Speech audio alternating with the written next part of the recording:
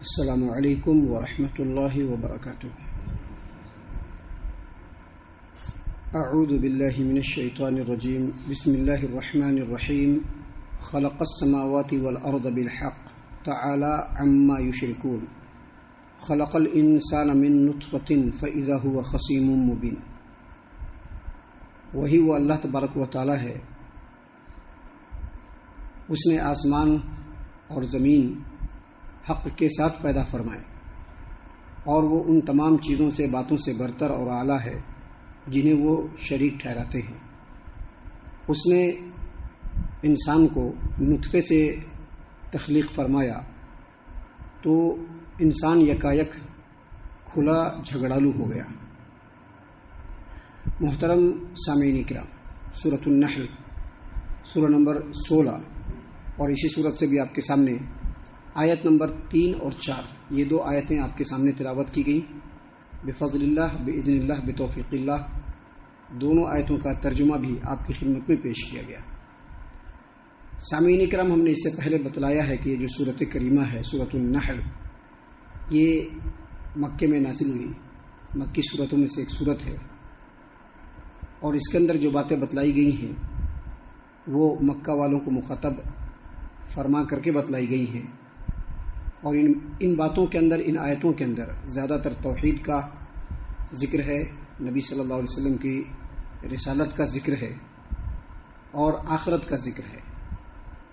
تو دیکھیے، اللہ تبارک و تعالیٰ نے سب سے پہلے تمام انسانوں کو اور مکہ والوں کو مخاطب کرتے ہوئے فرمایا کہ اسی اللہ تبارک و تعالیٰ نے آسمان اور زمین کو پیدا فرمایا حق کے ساتھ، یعنی اللہ تبارک و تعالیٰ نے یہاں پر یہ خبر دیا ہے کہ اسی نے عالم علوی کو، یعنی آسمانوں کو اور آسمانوں کے اندر جتنی بھی چیزیں ہیں تمام چیزوں کو اسی رب العالمین نے پیدا فرمایا، اور عالم سفلی کو، یعنی یہ زمین اور زمین کے اندر جتنی بھی موجودات ہیں، چاہے وہ جو بھی ہو، جو بھی مخلوق ہو، تمام کو اللہ تبارک و تعالیٰ نے پیدا فرمایا، لیکن ساتھ ہی ساتھ کہا بالحق، حق کے ساتھ۔ حق کے ساتھ مطلب یہ ہے کہ بیکار پیدا نہیں فرمایا ہے۔ ابھی اللہ تبارک و تعالیٰ نے آسمانوں کو بنا دیا، کوئی ضرورت نہیں بنانے کا۔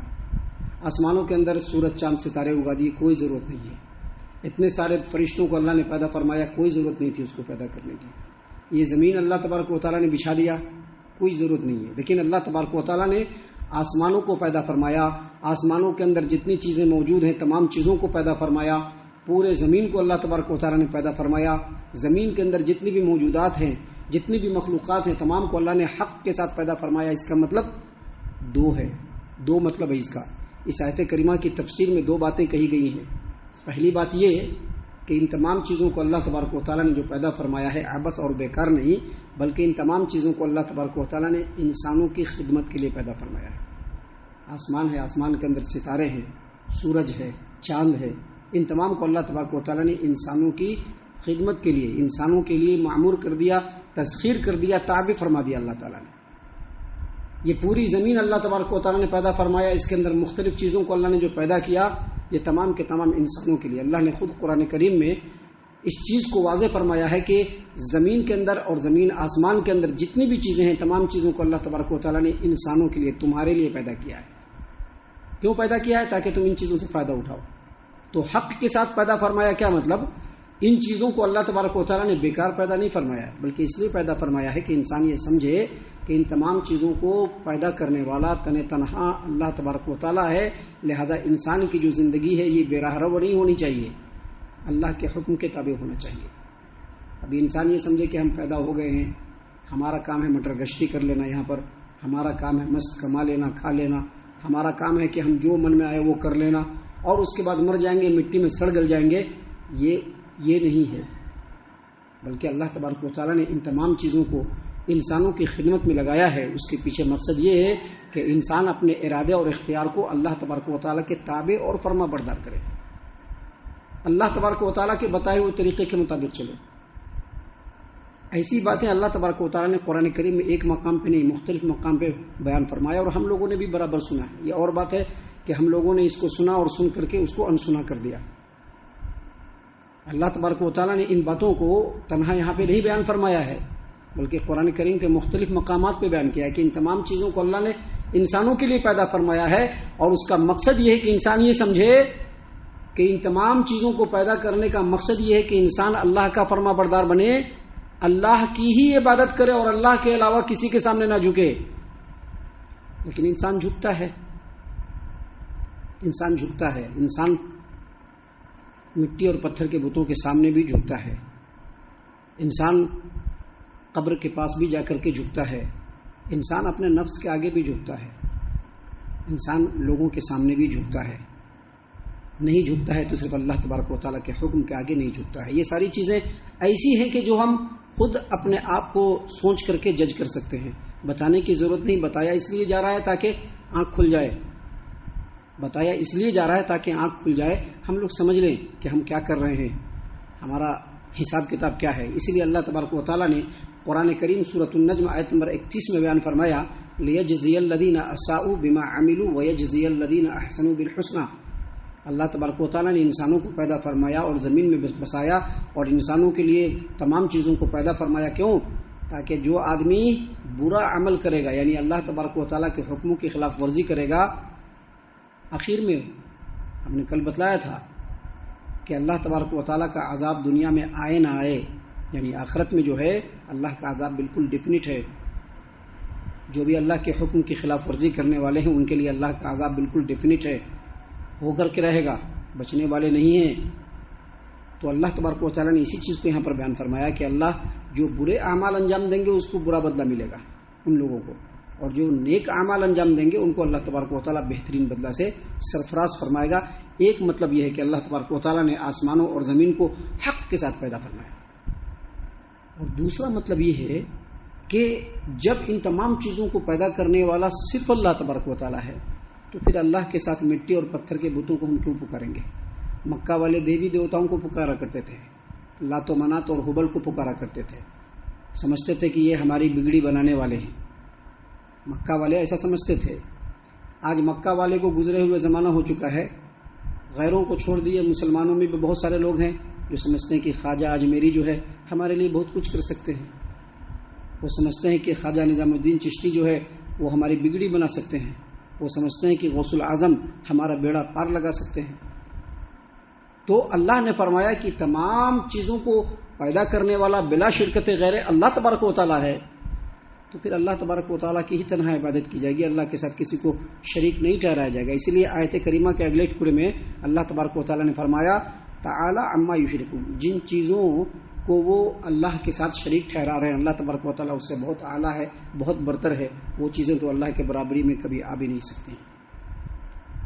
اللہ نے مزید آگے کہا خلق الانسان من نطفۃ، یعنی آسمانوں اور زمینوں کو تو حق کے ساتھ پیدا فرمایا، انسان کو نطفے سے پیدا فرمایا. دوسری جگہ پر کہا من ماء مہین، بالکل ذلیل ترین پانی سے انسان کو پیدا فرمایا. لیکن جب انسان کو پیدا فرمایا تو انسان کیا ہو گیا؟ سخت قسم کا جھگڑالو ہو گیا. جھگڑالو ہو گیا کیا مطلب؟ اللہ کے حکم سے تکبر کرنے والا بن گیا، اللہ کے حکم کی خلاف ورزی کرنے والا بن گیا. اللہ نے اس آیت کریمہ میں تنبیہ فرمائی ہے کہ میں نے جن سے انسان کو حقیر نطفے سے پیدا فرمایا، لیکن جب وہ بڑا ہوا، پروان چڑھا، تو اکڑ گیا، وہ اللہ کے حکم کا مخالف بن گیا، نبی کو جھٹلانا شروع کر دیا، نبی کے حکم کی خلاف ورزی کرنا شروع کر دیا، اللہ کے حکم سے منہ موڑنا شروع کر دیا. اللہ تبارک و تعالیٰ نے انسانوں کو اس لیے پیدا فرمایا تھا، اللہ تبارک و تعالیٰ نے انسانوں کو اس لیے پیدا فرمایا تاکہ انسان اللہ کا فرما بردار بنے، لیکن انسان اللہ کا مخالف بن کر کے اللہ کی مخالفت پر کمر بستہ ہو گیا. دیکھیے اللہ تبارک و تعالیٰ نے اسی بات کو قرآن کریم سورۃ الفرقان آیت نمبر 54-55 میں بیان فرمایا هو الذي خلق من الماء بشرا فجعله نسبا وصهرا وكان ربك قديرا ويعبدون من دون الله ما لا ينفعهم ولا يضرهم وكان الكافر على ربه ظهيرا. اللہ تبارک و تعالیٰ نے فرمایا کہ وہی وہ اللہ تبارک و تعالیٰ ہے جس نے انسانوں کو پانی سے پیدا فرمایا، وہی حقیر پانی سے جس کی کوئی بساط نہیں، کوئی اوقات نہیں. اگر ہمارے جسم پر وہ پانی لگ جائے تو ہم کیا کرتے ہیں؟ بڑے ہی گھن کے ساتھ اس کو دھو دیتے ہیں. دھوتے ہیں کہ نہیں دھوتے ہیں؟ ہمارے جسم پہ اگر وہ پانی لگ جائے تو ہم بڑے گھن کے ساتھ اس کو دھو دیتے ہیں کہ کتنا جلدی اس کو صاف کریں. ذرا سوچے انسان اس چیز کو سوچے کہ وہ کس چیز سے پیدا ہوا ہے. کوئی دوسرا آپشن نہیں ہے، کوئی دوسرا وکلپ نہیں ہے. یہ اور بات ہے کہ ان چیزوں کو نظر انداز کر کے انسان بڑا گھمنڈی اور بڑا تکبر کرنے والا اور جھگڑالو بن جاتا ہے، اللہ کے حکم کی خلاف ورزی کرنے والا بن جاتا ہے، اس کی گردن اکڑ جاتی ہے۔ اگر اللہ کا حکم اس کے چاہت اور اس کی منشا کے خلاف آیا تو اس وقت اس کے تکبر کے اندر اور زیادتی ہو جاتی ہے۔ لیکن انسان کو سوچنا چاہیے کہ انسان کتنے حقیر نطفے سے پیدا ہوا ہے، کہ وہ نطفہ، اس کا ایک ٹکڑا اگر، اس کا ایک انش اگر ہمارے جسم پر لگتا ہے تو بغیر دھوئے ہم کو چین نہیں آتا ہے۔ اللہ نے کہا کہ وہی وہ اللہ تبارک و تعالی ہے جس نے انسان کو پانی سے پیدا کیا اور حسب و نسب اور خاندان والا بنایا، سسرال والا بنایا، وہی اللہ تبارک و تعالی بنایا۔ کوئی اپنے سے کوئی کچھ نہیں کر پایا ہے، وہی اللہ تبارک و تعالی بنایا۔ وَكَانَ رَبُّكَ قَدِيرًا، اور آپ کا رب ہر چیز کے اوپر قدرت رکھتا ہے۔ لیکن اللہ نے مزید آگے کہا وَيَعْبُدُونَ مِن دُونِ اللَّهِ مَا لَا يَنفَعُهُمْ وَلَا يَضُرُّهُمْ، لیکن انسان کیا کرنے لگا؟ اللہ کو چھوڑ کر کے ایسوں کے پیچھے پڑ گیا جو نہ اس کو فائدہ پہنچا سکتا ہے اور نہ نقصان پہنچا سکتا ہے۔ وَكَانَ الْكَافِرُ عَلَى رَبِّهِ ظَهِيرًا، یہاں پر اللہ تبارک و تعالیٰ نے مطلق کافر کہا ہے الف لام کے ساتھ، یعنی جتنے بھی انکار کرنے والے اللہ تبارک و تعالیٰ کا، جس طریقے سے بھی انکار کرنے والے اللہ تبارک و تعالیٰ کا، جس طریقے سے بھی اللہ کے حکموں کی خلاف ورزی کرنے والے ہیں، وہ تمام کے تمام اپنے رب کا مخالف ہو کر کے شیطان کا مددگار ہے۔ محترم سامعین کرام، مسند احمد کی روایت ہے، اس روایت کو امام ابن ماجہ نے اپنی سنن ابن ماجہ و ابو الوصایا کے اندر روایت کیا ہے کہ بسر بن جحاش یہ بیان کرتے ہیں کہ رسول اللہ صلی اللہ علیہ وسلم نے اپنے ہتھیلی مبارک کو ایسے کیا اور اپنا لعاب دہن اس پر ڈالا۔ لعاب دہن، ہمارا لعاب اگر ہم نکالیں گے وہ بھی چپچپا ہوتا ہے، ایسے نکال کر کے منہ ہاتھ پہ رکھا اور کہا کہ اللہ تبارک و تعالیٰ ارشاد فرماتا ہے کہ ہم نے انسان کو، اے انسان، اے بنی آدم، ہم نے تم کو اسی طرح کے پانی سے پیدا کیا ہے، لیکن جب انسان کو ہم نے پیدا کر دیا، وہ ذرا بڑا ہوا، ذرا تندرست ہوا، ذرا پیسہ کوڑی والا ہوا، ذرا خاندان والا ہوا، کنبے والا ہوا، سسرال والا ہوا، اس کے بال بچے ہوئے، ذرا مال جمع کرنے لگا تو دو چادروں کے بیچ میں اکڑ کر کے چلنے لگا۔ اس کی جو چال ہے وہ زمین پر پرزور ہٹ پیدا کرنے لگی اور وہ مال کو جمع کرتے ہوئے مال کو حقداروں سے دور کر دیا۔ لیکن جب موت کا وقت قریب آیا تو کیا کیا؟ صدقہ کرنا شروع کر دیا، لیکن اب صدقہ کرنے کا وقت نہیں ہے۔ مطلب یہ کہ جب اللہ تبارک و تعالیٰ نے زندگی دی ہے تو از اول تا آخر انسان کو چاہیے کہ وہ اللہ تبارک و تعالیٰ کے حکموں کے سامنے جھکا رہے، اللہ تبارک و تعالیٰ کے بھیجے ہوئے دین کے سامنے جھکا رہے، اللہ تبارک و تعالیٰ کے نبی کی اطاعت و فرما برداری میں لگا رہے، تبھی جا کر کے وہ سچا انسان ہے، وگرنہ وہ انسان بھی کہلانے کے لائق نہیں ہے۔ ہم اللہ سے دعا کرتے ہیں کہ اللہ تعالیٰ ہم تمام کو ان تمام باتوں کے اوپر خوب غور و فکر اور تدبر کرنے کے ساتھ ساتھ ان باتوں کے اوپر عمل کرنے کی بھی توفیق عطا فرمائے، آمین۔ اللہ تعالیٰ ہم تمام کو صحیح معنوں میں پکا سچا مومن مسلمان بنائے، اللہ اور اس کے رسول صلی اللہ علیہ وسلم کی اطاعت و فرما برداری کرنے والا بنائے، صحابہ کرام رضی اللہ عنہم کے طریقے پر چلنے والا بنائے، جنت الفردوس میں جگہ عطا فرمائے۔ اے اللہ ہم تمام کو جہنم سے پناہ دے، اے رب العالمین ہم تمام کو جہنم سے پناہ دے، اے مالک الملک ہم تمام کو جہنم سے پناہ دے، آمین یا رب العالمین۔ وما علینا الا البلاغ المبین۔